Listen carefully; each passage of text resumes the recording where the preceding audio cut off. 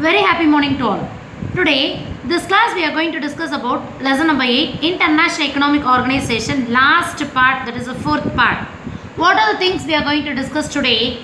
We are having three important institutions. Last class we have seen three important institutions, economic organizations, SAARC, ASEAN, BRICS. Only things we have seen, what is the headquarter and which year it was established. In detail, what is meant by SAARC and what are the main important objectives, role, each and everything we are going to discuss today one by one in a detailed way. First one is SAARC, South Asian Association for Regional Cooperation. You people already know it was established in the year December 8, 1985.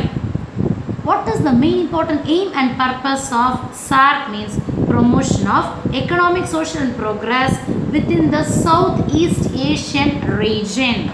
And first SAARC summit, it was takes place held at Dhaka in the year 1985. Very important thing, 1 mark question.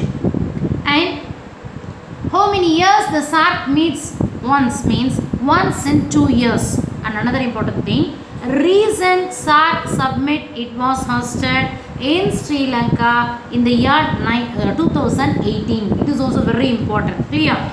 And who are all the member countries of SAARC? Means we are having the countries India, Bhutan, Pakistan, Nepal, Bangladesh, Maldives, Sri Lanka and Afghanistan. No other go, you have to mark up all these things. It is very important.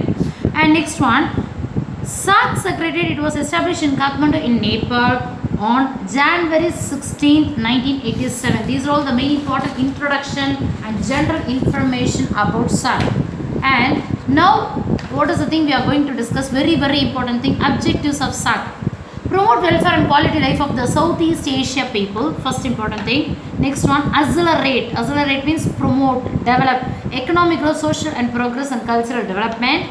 Next one, promote, strengthen collective self-reliance among the countries. For all the member countries, for all the countries, they can strengthen the collective. That is, promote collective self-reliance. They are not depending upon other countries. They have to stand on their own legs in order to achieve the growth and development in a very short span of time.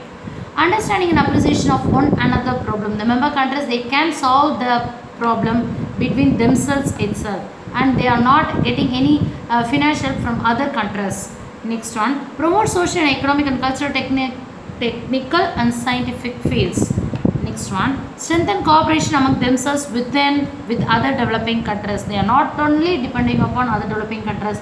With that member countries itself, they can solve all the problem, especially to correct the balance of payments also. Last important objectives of SAARC are cooperate international organization with main important aim. What is the main important aim and purpose of SAARC? Means cooperate international organization, cooperation among the member countries. These are all the main important objectives of SAARC. Next one, functions of SAARC.